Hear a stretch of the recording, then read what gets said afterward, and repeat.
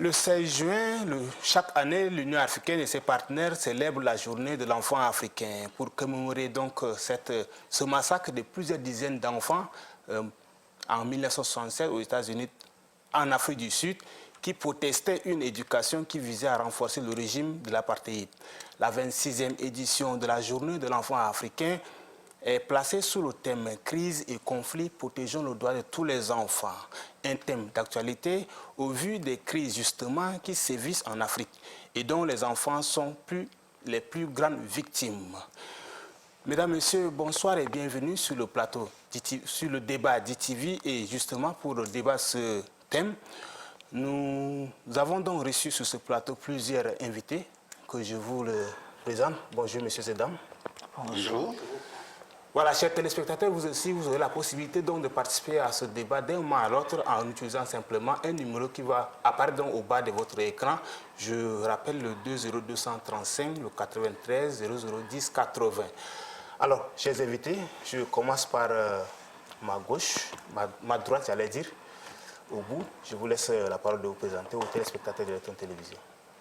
Bonsoir, moi je suis Bakary Sogoba, le chef du programme protection de l'enfant à l'UNICEF au Tchad.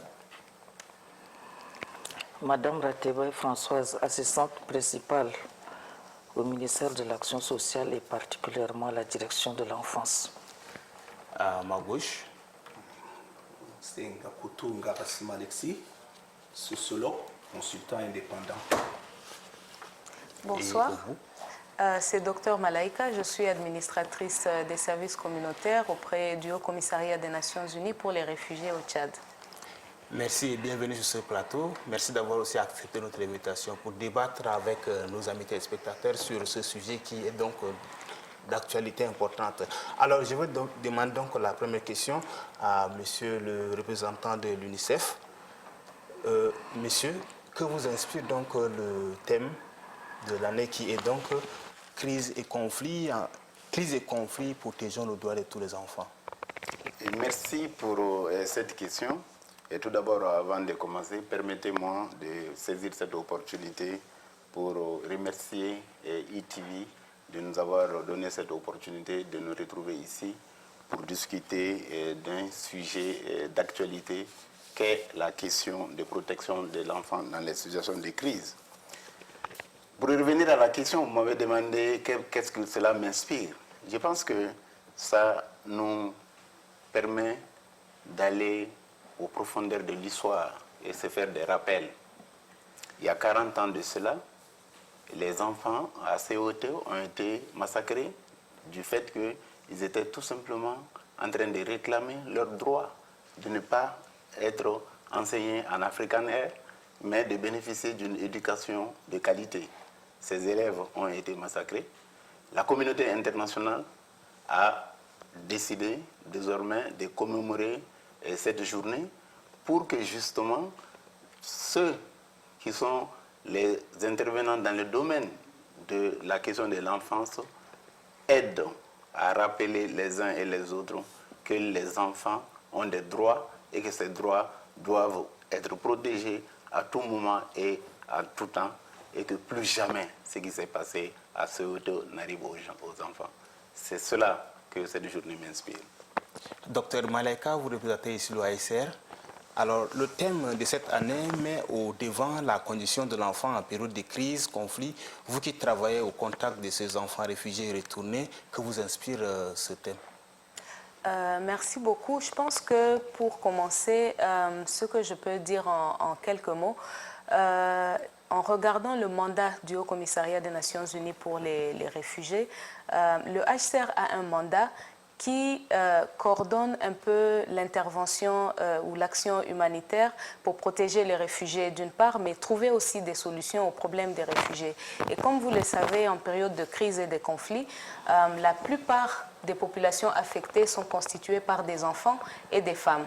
Le cas échéant ici au Tchad, nous enregistrons à ce jour autour de 381 500 réfugiés présents sur le sol tchadien, pour lesquels près de 58% représentent une population de moins de 17 ans. Alors, cette question de protection de l'enfant vous comprenez qu'elle tient une place prioritaire pour le HCR. Et donc, de plus en plus, avec les conflits et les crises que nous observons, le HCR essaye de mener des actions pour prévenir l'impact que ces différents conflits ont au niveau des jeunes enfants. Et dans ce cadre-là, le thème d'aujourd'hui arrive à point nommé pour essayer de voir comment est-ce que les différents acteurs peuvent réajuster les stratégies pour voir comment protéger, comment mieux protéger les droits des enfants qui sont bafoués en période de crise et de conflit. Madame Françoise Rateway, vous représentez ici le ministère public, le ministère de l'Action sociale, de la solidarité nationale. Alors, quel est le rôle de l'État pour la protection des enfants en période de crise et de conflit? Comme vous venez de dire, d'abord, il faut savoir qu'est-ce que la protection. La protection, il faut d'abord définir la protection, ce qui signifie que c'est toutes les mesures, soit administratives, soit législatives, pour protéger les droits de ces enfants. Donc, en ce qui concerne le gouvernement, le Tchad, en dépit des conventions, des traités internationaux qu'il a ratifiés, il a promulgué des lois pour la protection de ces enfants. Nous avons beaucoup de lois qui ont été promulguées et récemment encore, la plus récente loi, c'est la loi 029 qui interdit le mariage des enfants. Ça entre dans leur protection. Voilà, nous revenons donc à notre sociologue, M. Ngakoutou. Les enfants sont les plus vulnérables en période de crise. Est-ce que c'est simplement dû à leur âge ou bien y a-t-il autre raison? Merci beaucoup. Comme les autres, je voudrais revenir un peu sur l'impression sur le thème. En tout cas, quelques idées.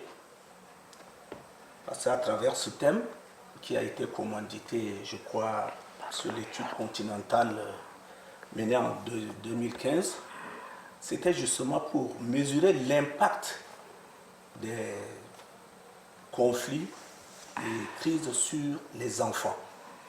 Les enfants ici considérés évidemment comme des personnes vulnérables, les plus vulnérables parmi les tant d'autres bien sûr.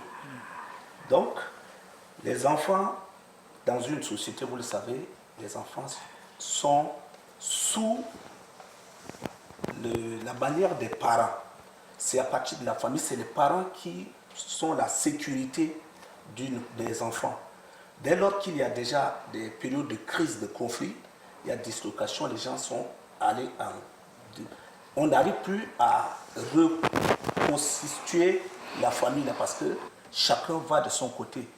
Mais puisque vous savez, non seulement l'âge que nous voulons évoquer, l'enfant ne pourra pas se prendre en charge dans cette condition. Donc, il est vraiment le plus exposé. C'est dans ce sens que nous disons que, comme c'est à la société, c'est-à-dire les parents qui sont la cellule fondamentale de la société, et les autres acteurs de la société là, qui sont en quelque sorte le bouclier de ces enfants. Comme ils ne sont plus, l'enfant est laissé pour compte, donc il ne sait que faire. Sa protection, qui va le nourrir, qui va s'occuper de sa santé. Voilà les questions qui se posent. C'est dans ce sens que nous avons retenu ce thème-là. Justement, nous voulons nous appuyer pour vraiment approfondir la question pour sortir des points qui vont nous édifier à l'avenir. Voilà, crise et conflit, protégeons le droit de tous les enfants, c'est le thème que nous sommes en train de débattre ensemble sur le plateau débat d'ITV. Monsieur Bakary, UNICEF, vous représentez ici UNICEF. Quelles sont les conséquences des crises sur les enfants? Merci beaucoup de m'avoir posé cette question. Je pense que je peux à la suite du docteur Malaika et du sociologue, illustrer les conséquences des crises sur les enfants d'abord en disant, le docteur Malaika dans son intervention a dit, quand tu prends une population donnée de 391 000 réfugiés, il y a 58% qui sont des enfants. Et le sociologue a renchéri en expliquant que les enfants constituent la majorité des populations et dans le cas de crise, c'est eux qui sont les premiers, qui sont les victimes. Les conséquences des crises sur les enfants sont de plusieurs ordres. Les traumatismes, quand il y a la guerre, tous les traumatismes sont vécus par les enfants. Les traumatismes d'ordre psychosocial, et en plus de ces traumatismes-là, il faut ajouter les recrutements dans les groupes et forces armées. Il faut ajouter les questions de séparation. Et nous rencontrons dans le cadre de ces crises-là beaucoup d'enfants non accompagnés, des enfants séparés de leurs parents, des enfants qui ne savent à quel sein se vouer, entre autres, et des enfants qui sont malheureusement victimes même de violences sexuelles.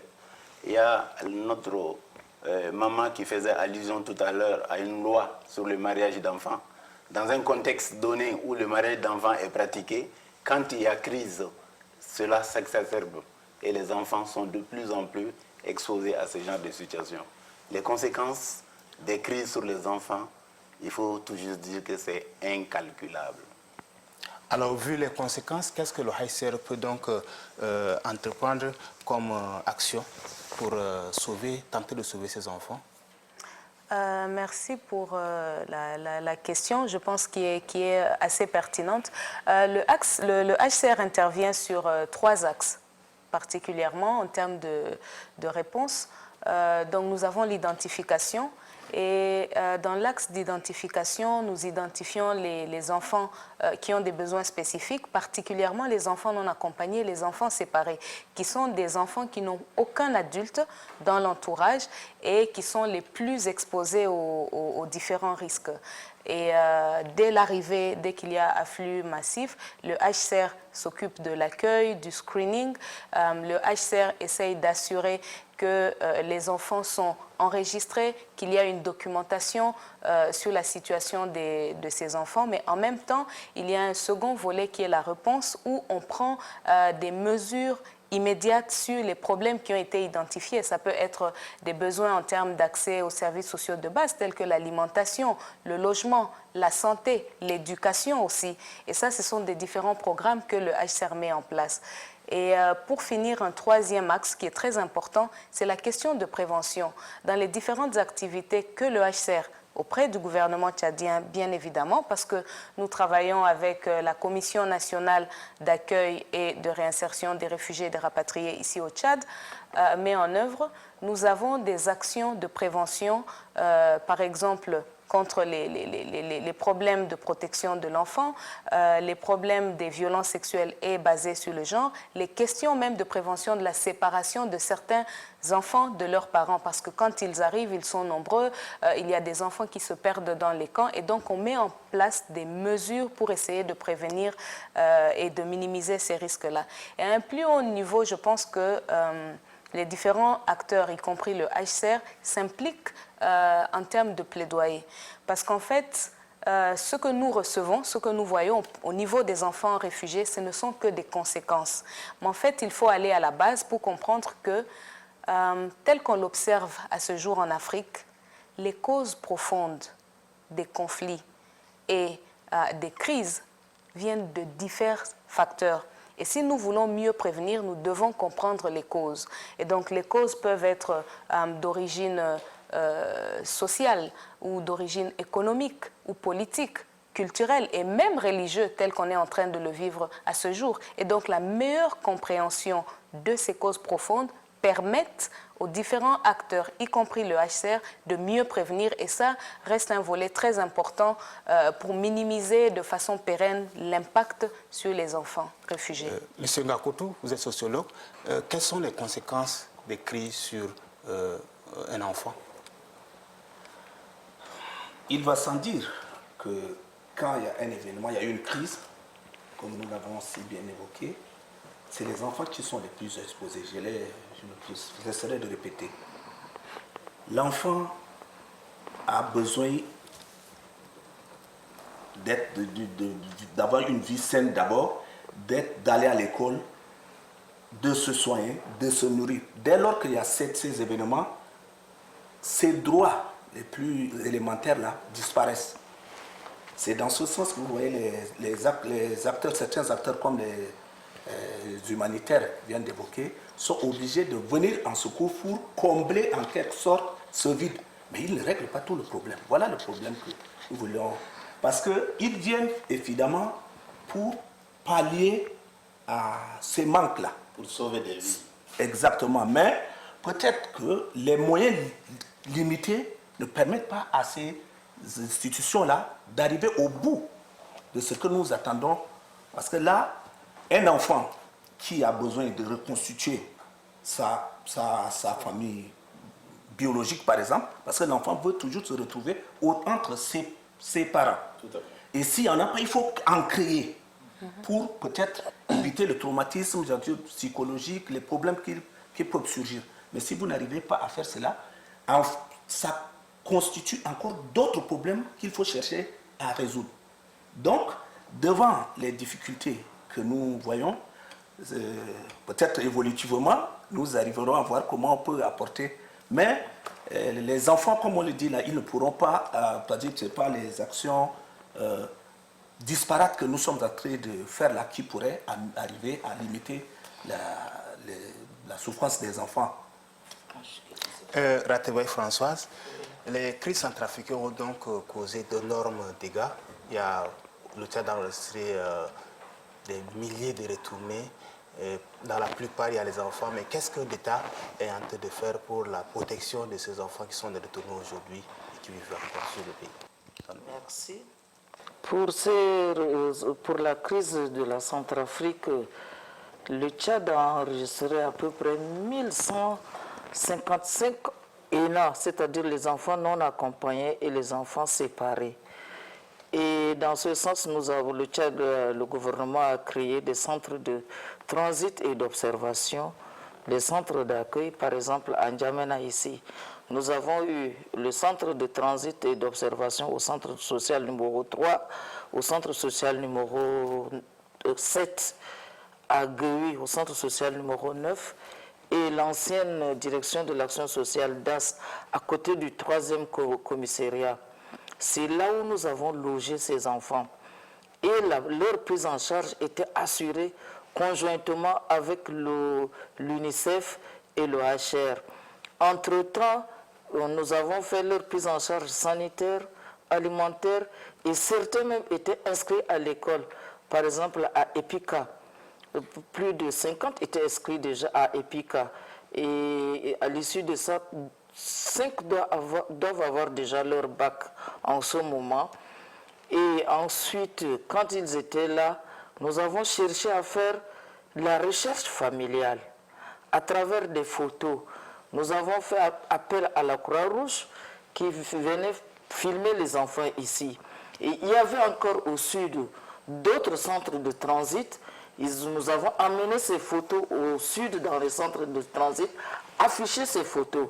Donc un parent vient voir cette photo et qui reconnaît cet enfant comme le sien, ou bien pour son cousin, nous avons des fiches qu'on avait remplies. Donc en remplissant ces fiches, ils nous ont retourné ces fiches ici, à N'Djamena, à la base centrale ici. Nous avons essayé de faire la réunification et beaucoup d'enfants étaient réunifiés à SAR, au centre de transit de SAR, à leurs parents. D'autres étaient envoyés à Douala, d'autres même jusqu'à Guinée équatoriale. Donc il y avait la réunification. Même à Gueui, la réunification continue encore. Donc nous avons créé des structures, le gouvernement a créé des structures pour accueillir ces enfants. Parce que c'est les enfants les plus vulnérables. On ne peut pas les abandonner à leur triste sort. Il fallait les accueillir et s'en occuper. Et c'est ce que le gouvernement a fait jusqu'à aujourd'hui. Voilà, en plus de cette célébration, le ministère de la Femme, de l'Action sociale, de la Solidarité nationale a fait donc une déclaration concernant cette journée. Elle dit que nous célébrons cette journée dans un contexte très particulier. Nous allons suivre donc un extrait de cette déclaration. La journée de l'enfant africain offre l'occasion au gouvernement aux institutions et aux communautés de réaffirmer les engagements par eux pris pour améliorer les conditions de vie des enfants marginalisés et vulnérables, qui requièrent des mesures spécifiques de protection. Au Tchad, comme partout ailleurs, la commémoration de la journée de l'enfant africain est une occasion pour susciter une prise de conscience collective sur les dangers auxquels les enfants font face au quotidien en vue de prendre des mesures nécessaires pour leur protection. La 26e édition se célèbre dans un environnement particulier pour notre pays. Pays du président en exercice de l'Union africaine, aussi profitons-nous de l'occasion pour attirer l'attention des parents qui laissent les enfants errer dans les rues. Chers parents, la rue est dangereuse pour nos enfants. Si en 2015, les États africains ont commémoré la 25e édition de la journée de l'enfant africain sous le thème 25 ans après l'adoption de la Charte africaine des droits et du bien-être de l'enfant, accélérons nos efforts pour éliminer le mariage des enfants en Afrique. La 26e édition qui va se commémorer demain, elle sera célébrée sous le vocable conflit et crise en Afrique, protégeons les droits de tous les enfants. Ce thème intervient au moment où l'étude continentale sur l'impact des conflits armés sur les enfants en Afrique est en cours. Cette étude permettra sûrement une meilleure compréhension de l'impact des conflits armés sur les enfants du continent et permettra de développer des stratégies efficaces pour assurer un environnement protecteur à nos enfants. Les enfants ont droit à la protection, mesdames et messieurs, à un environnement sûr et propice.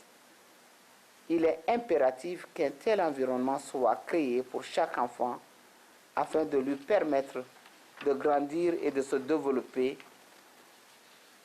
et de s'épanouir surtout pendant cette période très sensible et déterminante pour sa future vie d'adulte.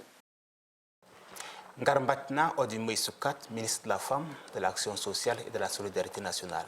Monsieur Ngakoutou, sociologue, vous avez un commentaire à travers cette déclaration? Merci beaucoup. Je vais peut-être marcher sur le pied d'un penseur africain qui a dit, si vous regardez la bouche d'un roi, vous pensez qu'il n'a jamais été le sein de sa mère. À entendre la déclaration de Madame la ministre, vous voyez, c'est propre, comme dirait quelqu'un. C'est une très belle déclaration.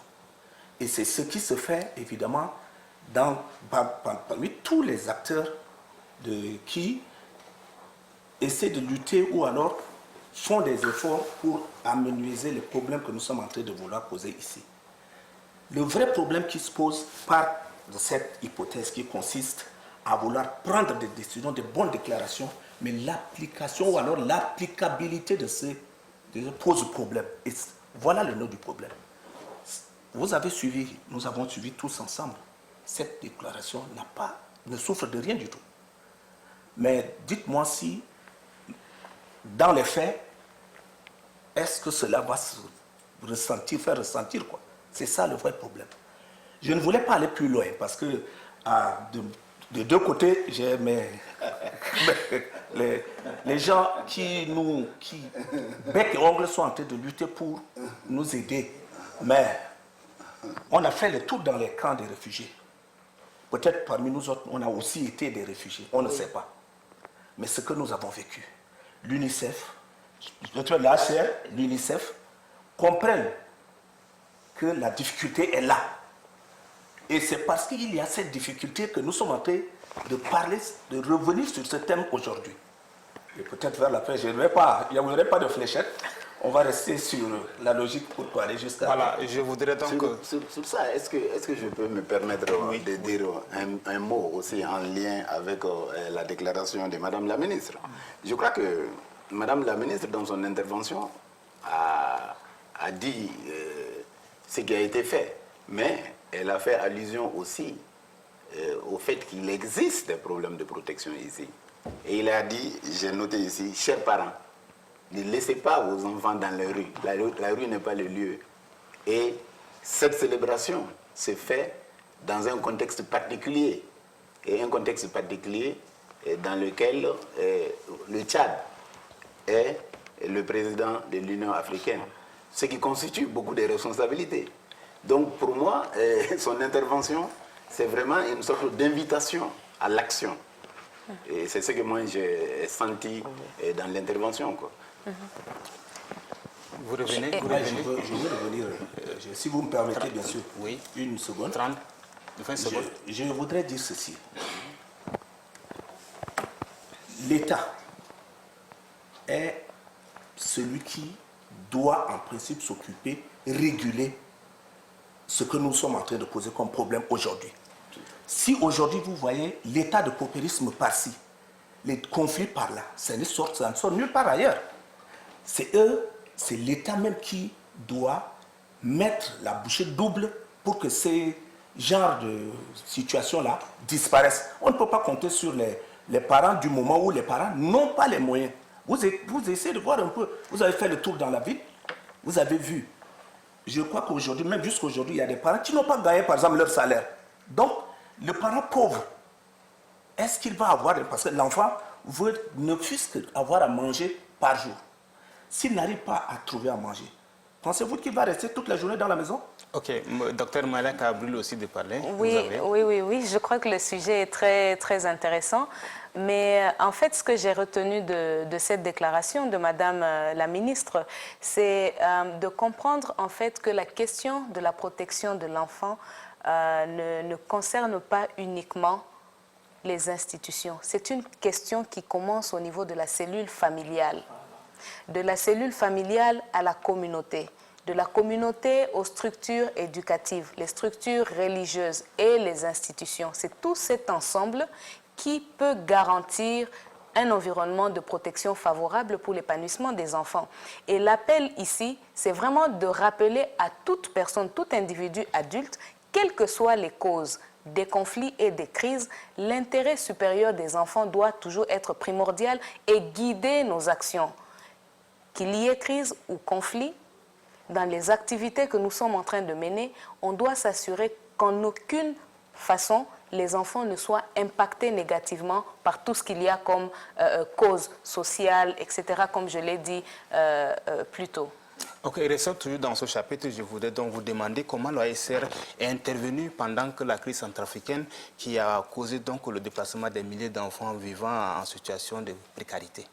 Tout à fait.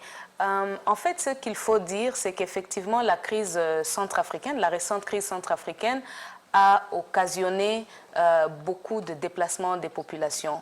Donc, particulièrement au niveau du Tchad, nous avons observé, nous avons reçu des enfants réfugiés, mais nous avons aussi reçu des populations tchadiennes qui sont retournées, donc des retournés tchadiens. Dans le sud particulièrement, à Gorée et à Maro.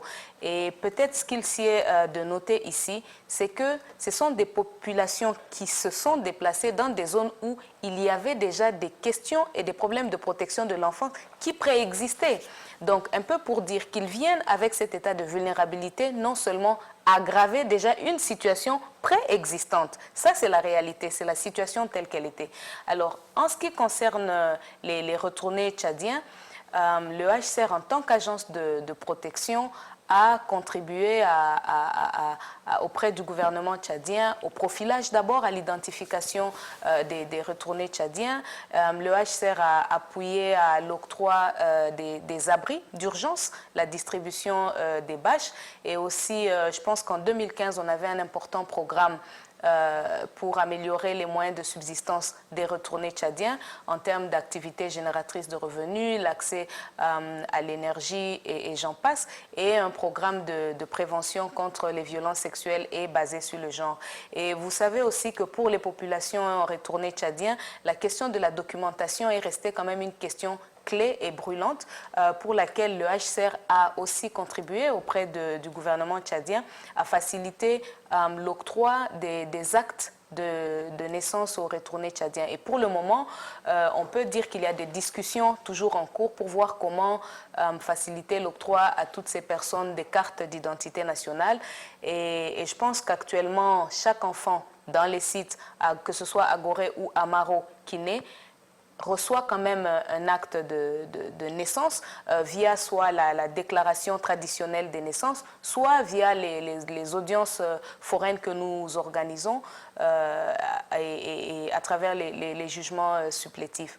Alors, en ce qui concerne les réfugiés, toujours avec la CNAR, qui est la Commission nationale d'accueil et de réinsertion des réfugiés et des rapatriés au Tchad, le HCR a appuyé la mise en place des activités de protection, que ce soit l'identification, l'enregistrement et la documentation d'une part, et d'autre part, c'est l'accès à tous les services sociaux de base, tels que la santé, l'accès aux soins de santé, l'éducation primaire, secondaire aussi, telles que la lutte contre les violences sexuelles et basées sur le genre, les mesures préventives en termes de protection de l'enfance, et ainsi que faciliter un peu l'accès aux moyens de subsistance, comme certains réfugiés se sont retrouvés dans des zones urbano-rurales telles que l'agriculture, l'élevage et j'en passe.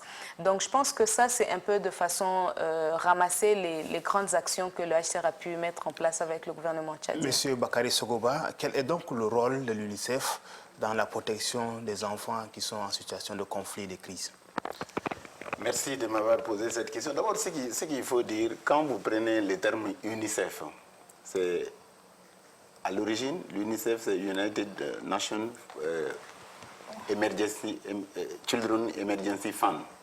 Donc, l'UNICEF, à l'origine, a été créé pour apporter les réponses de protection aux enfants dans les situations d'urgence. Et par la suite, l'UNICEF travaille de façon globale à la mise en place de ce que Madame la ministre était en train de parler en disant la création de l'environnement protecteur.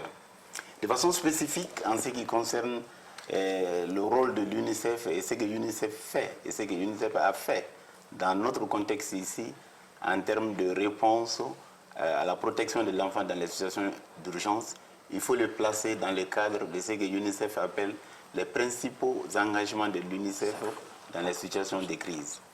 Et ces principaux engagements de l'UNICEF sont au nombre de 8. Et parmi ces engagements, il y a tous les engagements, il y a tous les éléments dont nous sommes en train de parler actuellement.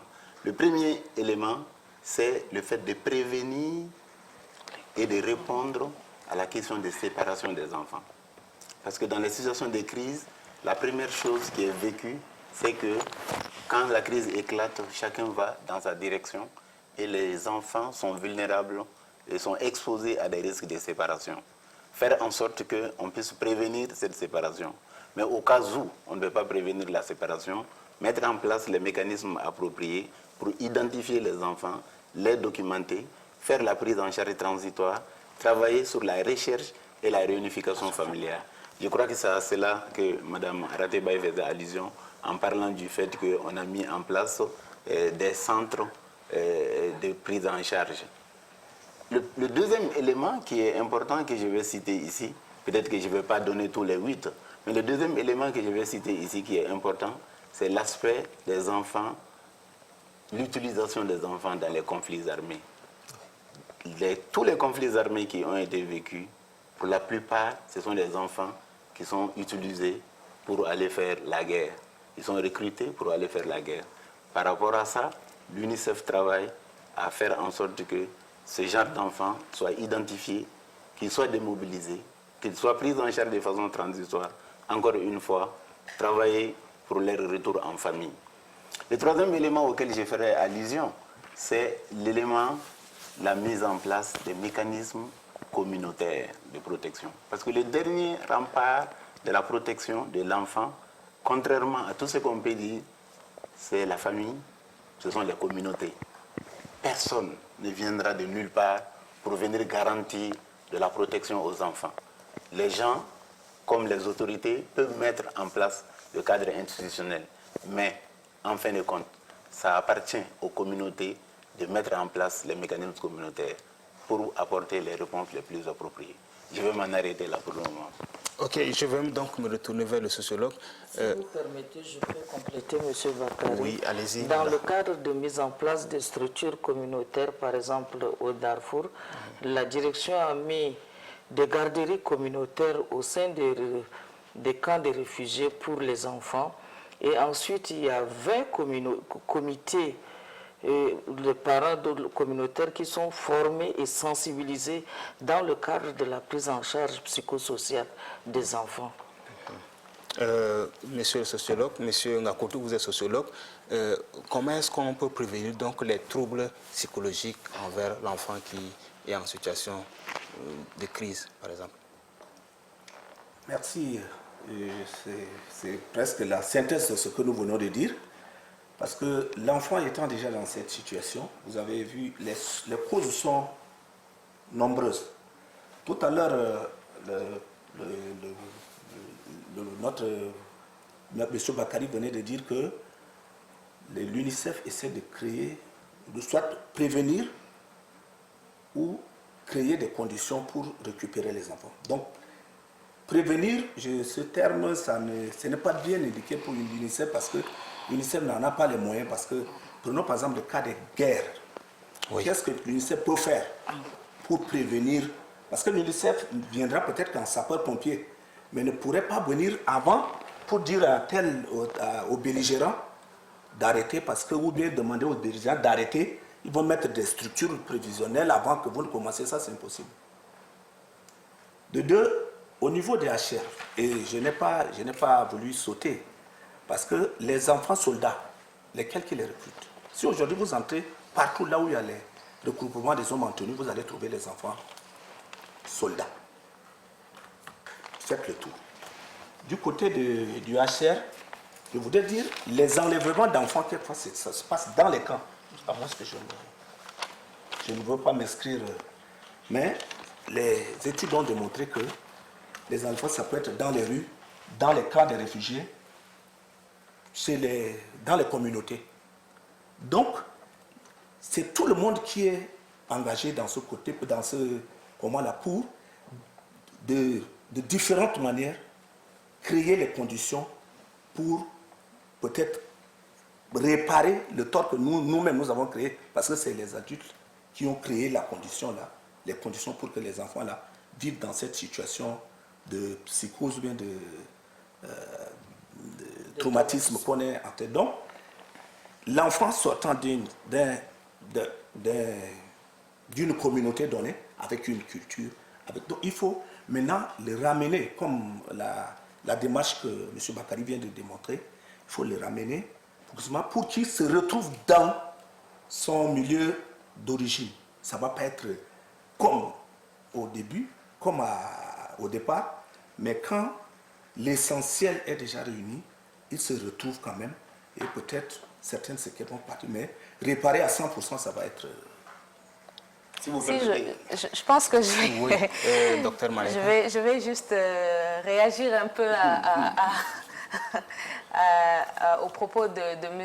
Alexis pour dire qu'effectivement, quand on parle de la prévention et des actions que les Nations Unies mènent, souvent quand ce ne sont pas des actions visibles, c'est très difficile de démontrer concrètement ce que les agences des Nations Unies peuvent faire comme action de prévention pour éviter les crises et conflits. Mais je pense qu'à ce niveau-là, ce qu'il faut voir, c'est plutôt toutes ces activités qui sont menées auprès des États pour demander de ratifier, d'adhérer aux différents instruments internationaux qui sont développés. C'est pour nous une façon de prévenir. Nous avons par exemple en place, le secrétaire général des Nations Unies a mis en place un mécanisme pour essayer de prévenir et de minimiser l'impact des conflits sur les enfants.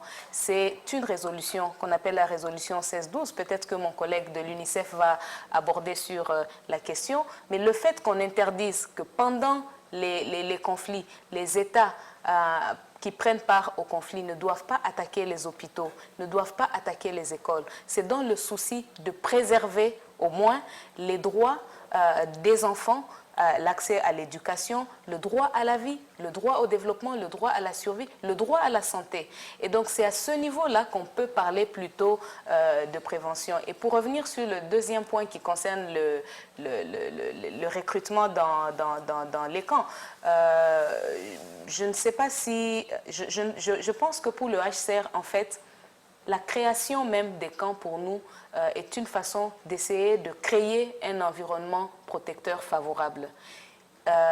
Et tous les moyens sont mis en œuvre pour s'assurer que ce ne soit pas dans les camps qu'il y ait des activités de recrutement, parce que le camp a un caractère civil et n'a pas de place aux activités soit politiques et ou militaires.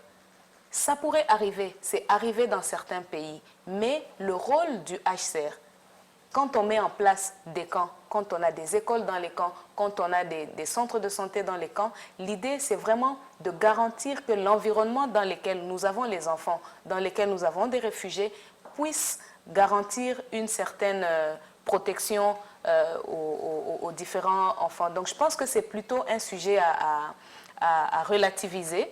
Et encore une fois, comme je le disais au début, le premier acteur dans la protection des réfugiés et des enfants, c'est l'État qui donne l'asile. Parce que le HCR n'a pas de terre. L'État donne l'asile aux personnes réfugiées et le HCR accompagne cette action.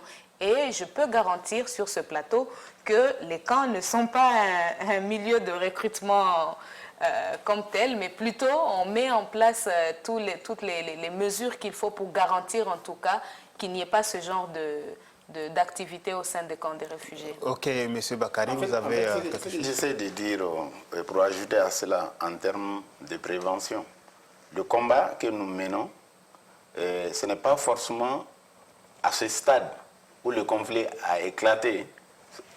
C'est un combat pour empêcher la guerre. Mais le combat que nous menons, c'est de prévenir la séparation. Et je crois qu'il y a des actes qui ont été posés qui ont prouvé qu'on est arrivé à prévenir la séparation dans plusieurs cas. Et ça, c'était... Je peux donner un exemple précis au site de Doyaba, à Sahar.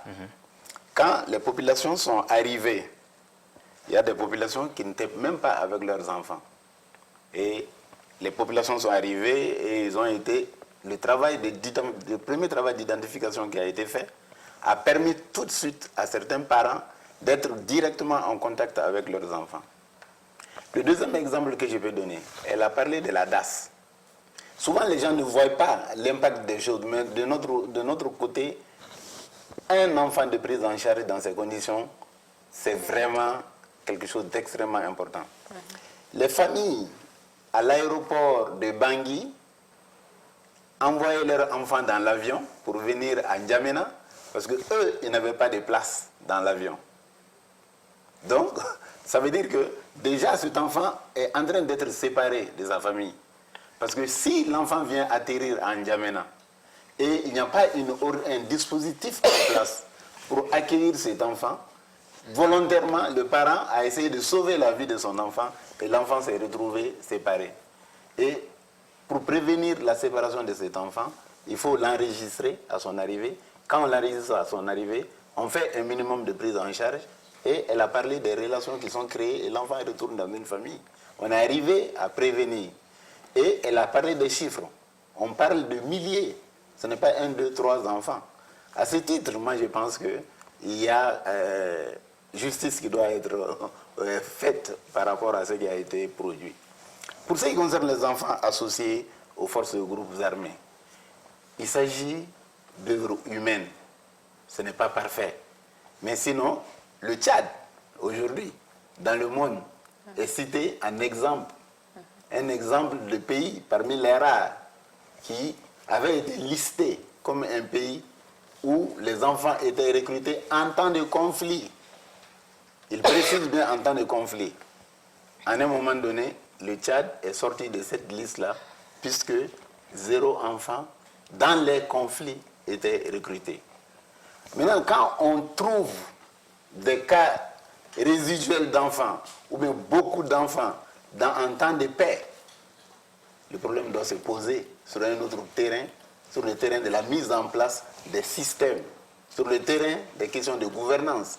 Et je pense que ça sort un peu du cadre de cette discussion qui doit être concentrée autour de la protection dans les situations d'urgence. Voilà, nous avons donc tenté d'interroger aussi quelques enfants qui se prononcent sur leur journée, la journée de 16 juin. Allons du côté de la régie pour les suivre.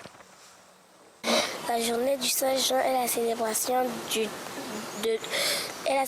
de l'enfance africaine. L'enfant n'a pas le droit d'être maltraité. L'enfant a le droit d'avoir un nom.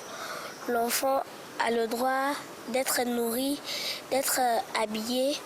L'enfant n'a pas le droit d'être maltraité ou mis dans des mauvaises choses. Comme par exemple, il y a des enfants qui n'ont rien, ils viennent faire du travail et dans ce travail, on les maltraite, mais ils ne savent pas comment le faire. Ils ne connaissent pas parfois l'arabe, et puis on les insulte, on les maltraite, tout ça. Et puis l'enfant a le droit d'avoir une famille, d'être aimé. L'enfant a le droit de passer, a le droit de dire ce qu'il peut dire. Parce que parfois il y a des gens, quand l'enfant veut parler, ils disent toi t'es trop petit. Et ça tu ne dois pas dire ça.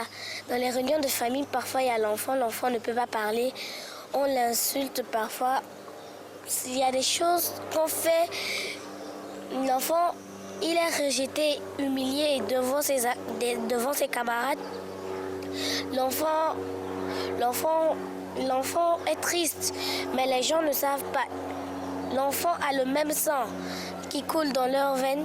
Je pense que c'est une journée formidable et je remercie les gens qui ont organisé cette journée car beaucoup d'enfants dans le monde entier souffrent à cause de cela, de la maltraitance des enfants. Et plusieurs fois, c'est dans les foyers et les enfants, la délinquance juvénile. Et c'est le plus souvent remarqué, mais surtout au Tchad ici.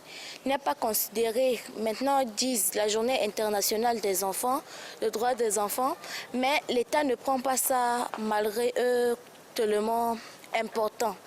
Ils laissent ça et ils s'en fichent, mais ils disent le droit de l'enfant.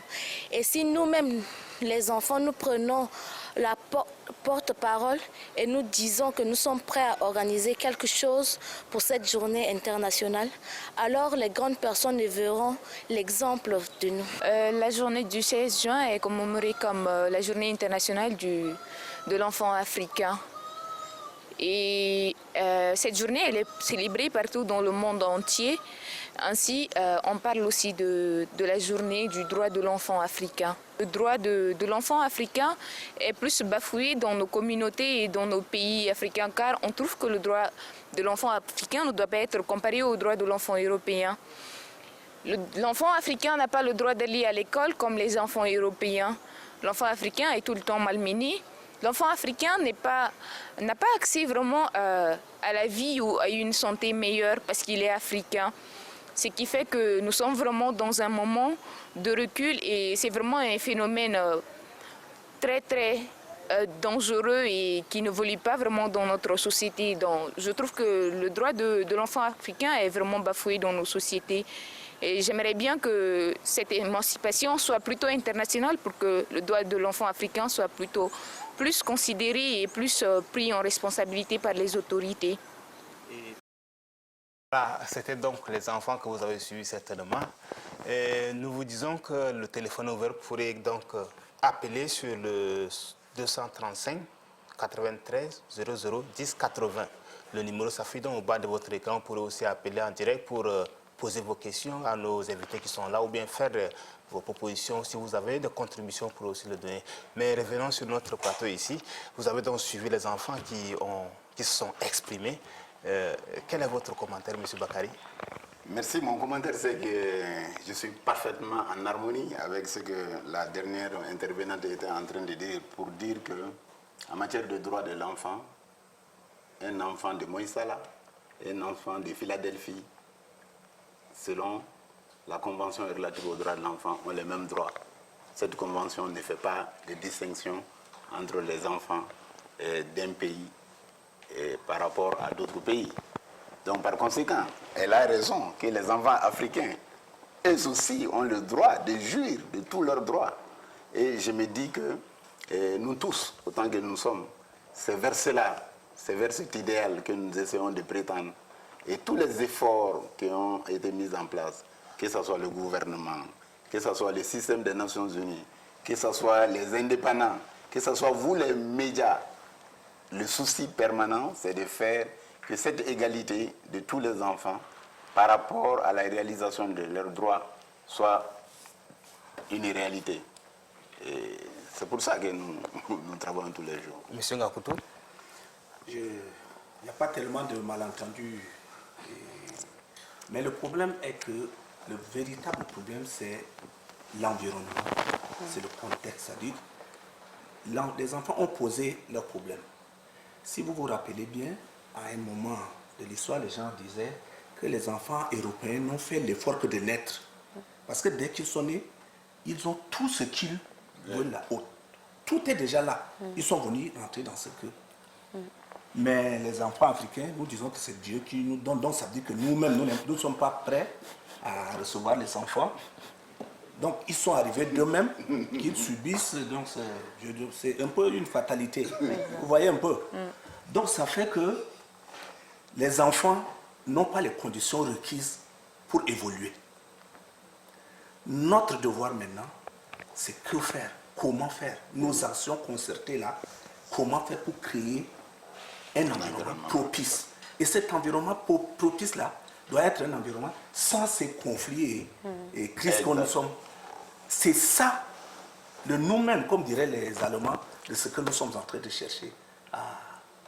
Parce que tant que les conditions ne sont pas réunies, tant que l'environnement n'est pas favorable, tous les efforts que nous... Et c'est évidemment dans ce sens que j'avais voulu bousculer un peu l'UNICEF et l'ACR, parce que vous ne pouvez pas venir avec vos principes dans une situation qui n'est pas tenable et vouloir imposer ça, ça ne peut pas aller. Il faut que la condition soit d'abord là et vous venez accompagner. C'est de ça qu'il est question. Merci. Madame Françoise, vous avez aussi quelque chose. Entre-temps, je nous annonce que le téléphone est ouvert. Hein, le 235 93 0010 80, ça apparaît donc au bas de votre écran. Vous pourrez donc appeler pour faire également vos suggestions, donner votre point de vue et poser également vos questions. Vous avez la parole. Oui, comme le sociologue vient de le dire, il faut reconnaître qu'en ce moment, si les droits des enfants ne sont pas respectés, il faut connaître que le tissu familial même se dégrade. Compte tenu des difficultés sociales, nous avons le problème économique, la pauvreté économique qui est là. Nous avons toutes ces difficultés qui ne permettent pas, par exemple, à un petit fonctionnaire de l'État de mettre à la disposition de son enfant tout ce qu'il lui faut pour réussir. Et l'enfant, quand il n'est pas informé de cette situation, il croit que son père ne s'occupe pas de lui et qu'il doit aller, par exemple, dans la rue, faire le petit commerce pour subvenir à ses besoins. Alors que si, par exemple, le parent met l'enfant, lui explique certaines conditions, les enfants, ils peuvent comprendre la situation des parents s'ils sont informés, si les parents les écoutent. Mais ce n'est pas le cas ici au Tchad, comme ma petite vient de le dire, que les parents ne veulent pas les écouter. Tais-toi parce que tu es enfant, tu n'as pas... Non, laissons les enfants s'exprimer par moment pour qu'on puisse comprendre leurs problèmes et les résoudre. Merci. Madame Docteur Makaïla, vous avez un commentaire? Non, peut-être juste pour aborder dans le même sens que Madame Françoise, qui vient de soulever un point très important qui concerne la participation des enfants à la prise de décisions qui concernent leur vie. Je pense que c'est un point très important, mais qui se frotte souvent, sous réserve de M. Alexis à côté, le sociologue, qui se frotte souvent aux réalités culturelles en Afrique et qui empêche un peu cette participation effective des enfants à la décision qui concerne leur vie.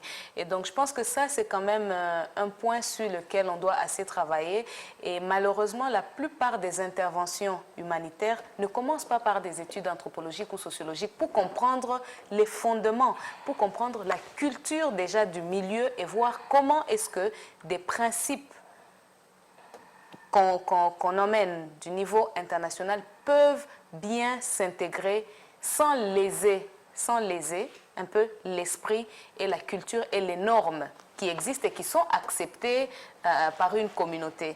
Donc, je pense que ça s'est passé dans un pays, l'intervention humanitaire qui ne prend pas en compte les réalités culturelles, souvent cette intervention est vouée à l'échec.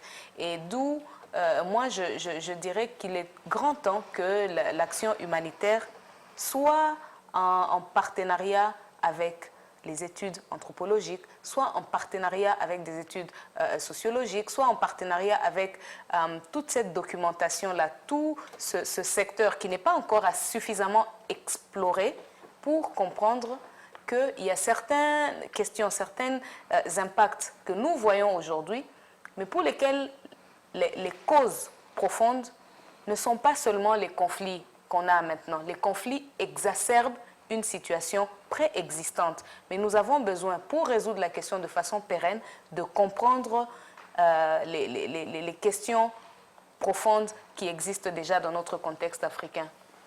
Ça pose la problématique de ce qui est appelé en matière de crise le relèvement précoce et le relèvement. Parce qu'effectivement, au moment de la planification de la réponse à une situation de crise en termes de protection ou dans n'importe quel domaine, on doit se mettre à l'esprit que des dispositions doivent être prises dès maintenant pour faire en sorte que quand la crise va passer, que ces communautés-là soient des communautés résilientes, qu'on renforce leur résilience. Et on ne pourra pas le renforcer effectivement sans comprendre quelles sont les dynamiques qui sont dans ces sociétés-là. Et effectivement, généralement, quand on intervient, à cause de l'urgence, on a toujours tendance à dire qu'on essaie de sauver seulement les vies, mais le lendemain, qui est le relèvement précoce et le relèvement, ce sont des éléments qui sont souvent ignorés. On doit effectivement faire attention à ça. Voilà, restons toujours avec vous pour savoir, M. Bakary, la protection de l'enfant en période de crise et conflit consiste à quoi exactement?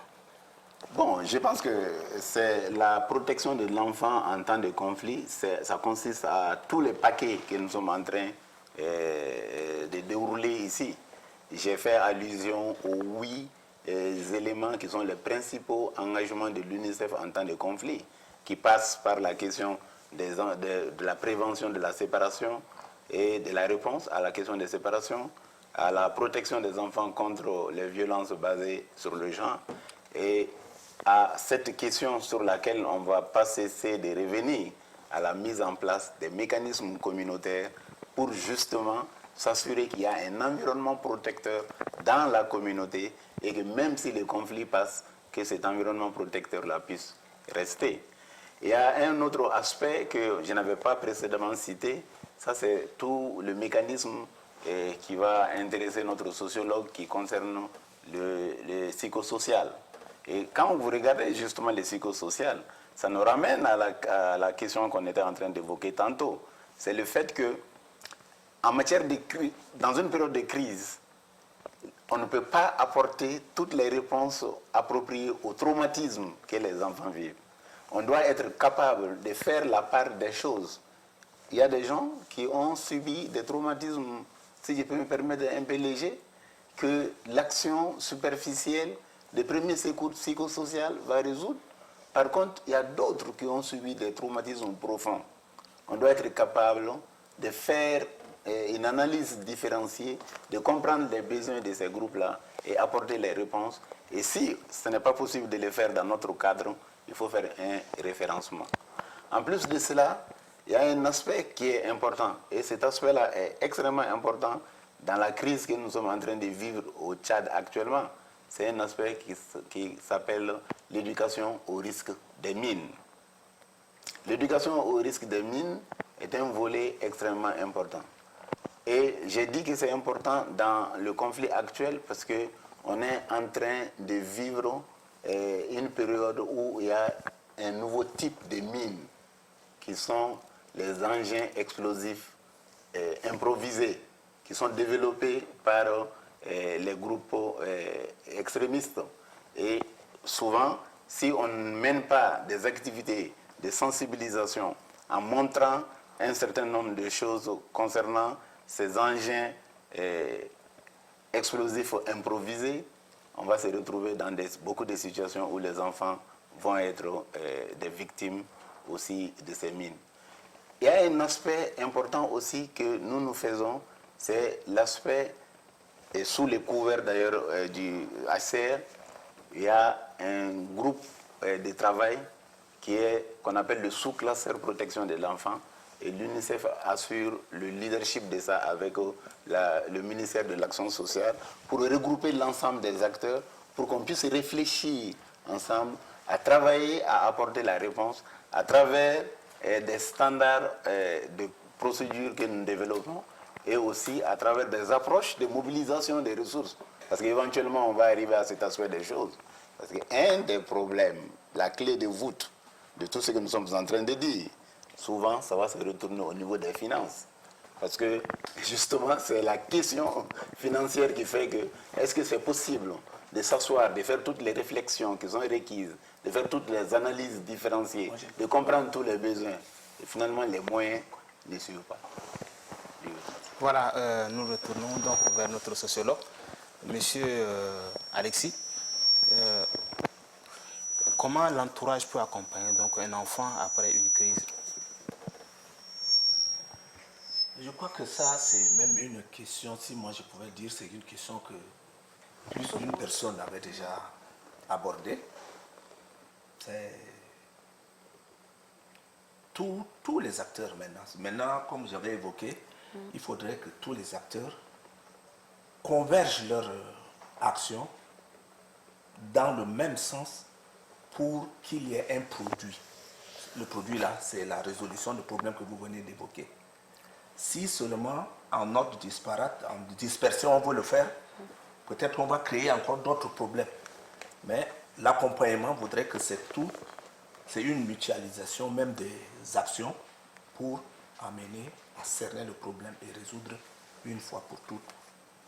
Je crois que ça ne peut pas prendre plus. Je peux compléter, c'est ce que M. Bakary vient de dire, que l'UNICEF avec les autres partenaires des Nations Unies ont mis en place le sous-cluster protection de l'enfant.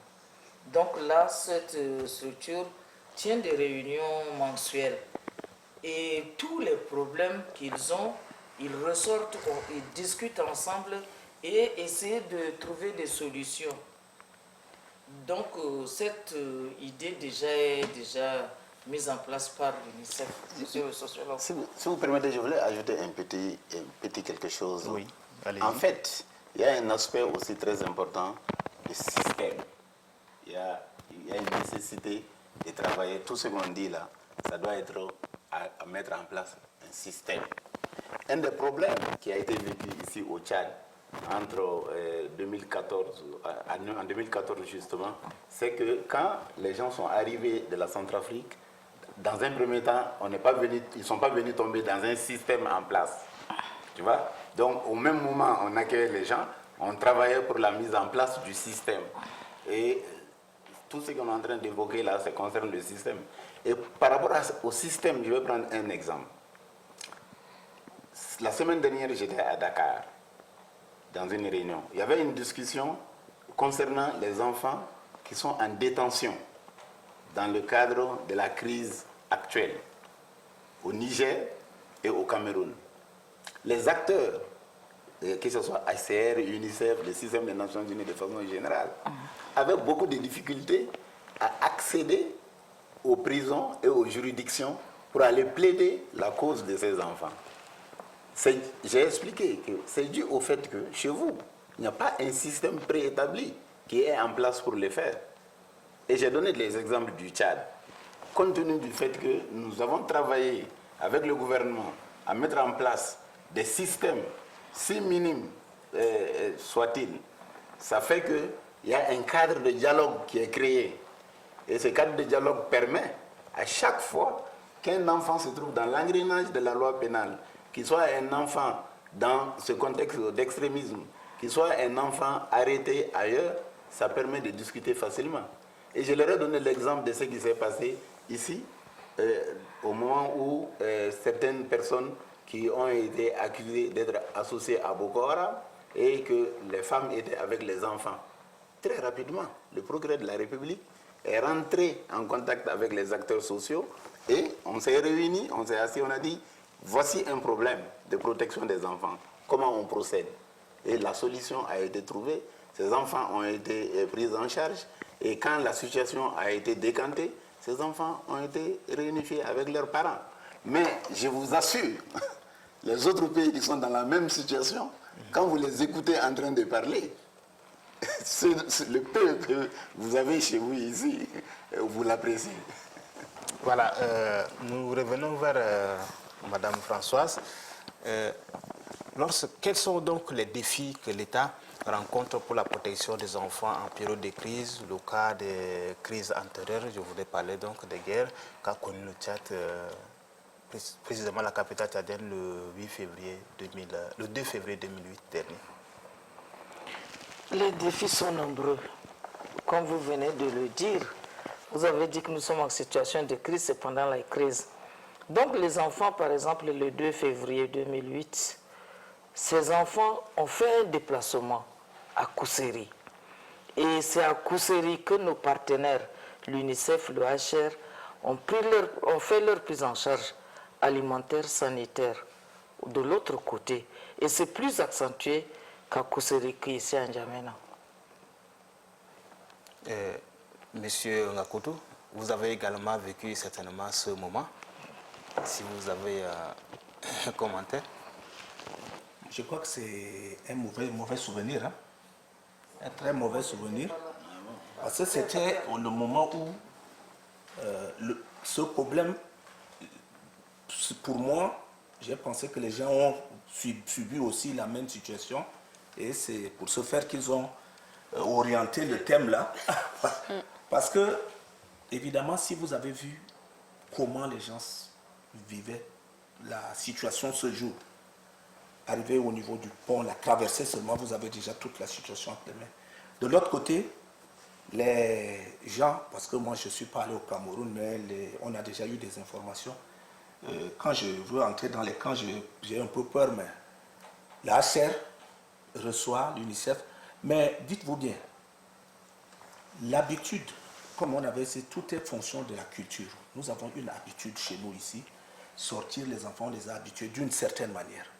Sortir, manger le matin, manger à sa faim, tout ça. Mais quand tu te trouves dans des circonstances pareilles, tu ne peux plus avoir ce que tu... Ça, c'est un problème déjà.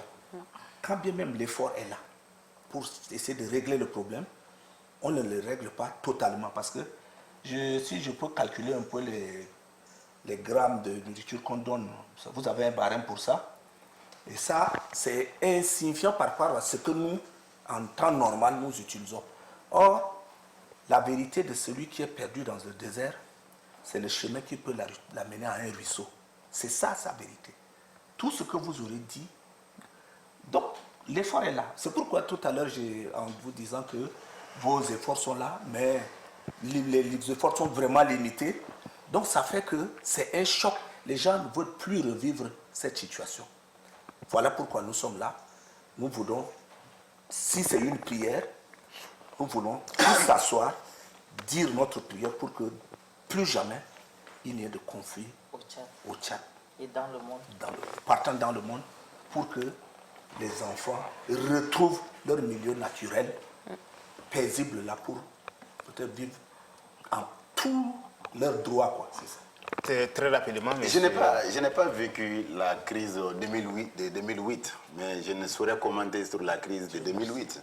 Mais je peux témoigner que je suis au Tchad depuis 2012. J'ai vu une évolution positive dans le cadre de notre sujet, de la réponse très appréciable. Parce que de 2012 à maintenant, de façon progressive, nous sommes en train de voir la mise en place des systèmes. Et je pense que c'est ce que j'étais en train de dire en illustrant ce que j'ai vu au Niger, pour le Niger, pour le Cameroun et pour le Nigeria. Et quand j'ai essayé d'intervenir, les gens ont dit non, non, non. Chez vous, vous avez ces minimums-là parce que vous avez de longues expériences de conflits dans votre pays.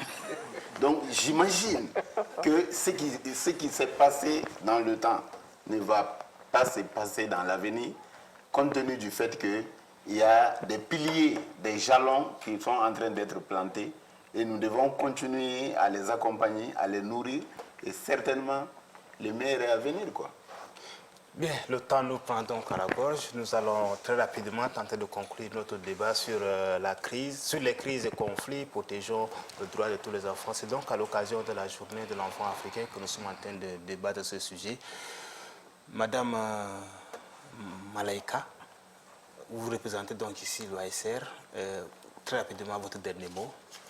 Alors, très rapidement, si j'ai un dernier mot, c'est vraiment de relancer cet appel, de sensibiliser toutes les personnes adultes, tous les acteurs de protection de l'enfance, de prendre une part de responsabilité à améliorer un peu l'environnement des enfants ici au Tchad.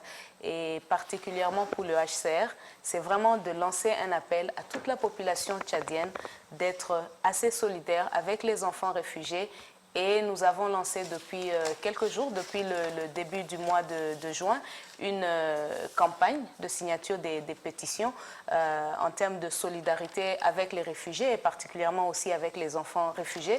Donc ce serait ici l'occasion d'attirer encore l'attention de la population tchadienne qui a déjà suffisamment montré sa sympathie et tout l'accueil envers les réfugiés de contribuer en signant cette pétition. C'est très facile, vous pouvez aller sur le www.unhcr.org. Donc encore une fois, merci à la télé Electron qui nous a permis quand même d'aborder cette question très, très, très essentielle et bonne fête, bonne commémoration de la journée de l'enfant africain. Et M. Bakary Sogoba, chef du programme de protection de l'enfant au sein de l'UNICEF. Merci. Votre dernier mot. Mon dernier mot, comme je l'ai dit tantôt, c'est de lancer un appel au gouvernement par rapport à la continuation du processus de mise en place de l'environnement protecteur qui a été vécu ces 3 dernières années. Et le dernier mot à l'adresse des familles, c'est de dire, comme je l'ai dit déjà dans le débat, que la famille est le dernier rempart de la protection de l'enfant et que les familles jouent leur rôle en faveur de leurs enfants. Et le 3e mot, c'est vraiment en lien avec l'aspect de sensibilisation que le docteur est en train d'évoquer. C'est à l'adresse de vous, les médias, que vous multipliez des opportunités du genre pour que nous puissions nous retrouver, pour faire des débats sur un certain nombre de sujets d'importance. Parce qu'on se rend compte que ce genre de sujet, souvent, ce n'est pas connu. Et ça donne l'opportunité que ça soit connu et que les uns et les autres contribuent à apporter des solutions durables pour les enfants. Je vais répéter à la suite du docteur Malaika et souhaiter bonne fête, bonne commémoration du 16 juin à tous les enfants du Tchad. Ratébé Françoise, vous êtes donc assistante sociale principale. Avez-vous un dernier mot pour notre débat? Bon, mon dernier mot avant tout, je dis merci à la télé ITV pour cette rencontre qu'elle a organisée. Et de deux, je remercie nos partenaires, l'UNICEF et le HR, qui nous appuient dans les activités de protection de nos enfants. Surtout le dernier volet que l'UNICEF nous a appuyé, qui m'a vraiment marqué, c'est dans le cadre de la prise en charge des orphelins enfants vulnérables. Et ce volet m'a beaucoup plu parce que nous avons fait un déplacement, nous avons constaté l'état de ces enfants, surtout dans la Tangilé. Ces enfants, c'est des orphelins, mais qui subissent encore par-dessus des violations. Alors, c'est vraiment piquant quand on se met devant ces enfants. Sans l'appui de l'UNICEF, nous n'allons pas organiser cette mission pour aller constater de visu. Et de deux, je remercie encore le HR qui nous appuie dans le placement de nos ENA. Le HCR nous a permis de faire le déplacement de nos ENA et après leur prise en charge, leur charge alimentaire, éducationnelle et sanitaire au niveau de Gorée et dans les sites d'Amboko et de Doyaba et de l'autre côté de Sido. Donc vraiment, je leur tire mon chapeau et je remercie beaucoup l'ITV et j'encourage, comme vient de dire M. Bakary, que l'ITV initie ces rencontres sur beaucoup de thèmes pour permettre aux autres de suivre. C'est une sorte de sensibilisation que vous êtes en train de faire. Donc, continuez. Merci beaucoup. Très rapidement, M. Alexis, nous avons donc largement dépassé notre temps accordé. Si vous avez un dernier mot, très brièvement. Moi, je demande à toutes les parties prenantes, je demande que toutes les parties prenantes doivent, sous l'égide du gouvernement, mutualiser leur intervention afin de sensibiliser sur l'intangibilité des droits de l'enfant et les impacts négatifs sur les bien-être. Les acteurs en charge de la protection de l'enfance doivent donner un signal fort de préservation de la paix, la protection des droits de l'enfant, de la vision d'une Afrique émergente, de valeurs de justice et de paix. Merci à ITV. Courage, multiplier. On ne saura répéter, c'est une répétition. Je réitère seulement le vœu des aises. Merci mesdames et messieurs, merci à vous aussi qui avez donc accepté volontairement de venir débattre avec nous le sujet sur les enfants. Une fois encore, Electron TV par ma voix vous remercie. Amis téléspectateurs, vous qui étiez avec nous du début, nous sommes pratiquement à la fin de notre débat d'ITV. Aujourd'hui, nous avons donc parlé à l'occasion de la Journée internationale de l'enfant africain, placé sous le thème crise et conflit, protégeons le droit de tous les enfants. Voilà, nous avons reçu sur ce plateau d'éminents invités que vous avez eu le temps avec nous de les connaître. Nous vous remercions vous aussi de nous avoir accompagnés durant tout ce moment de débat et nous vous demandons de vous continuer par suivre la suite de nos programmes sur Electron Télévision.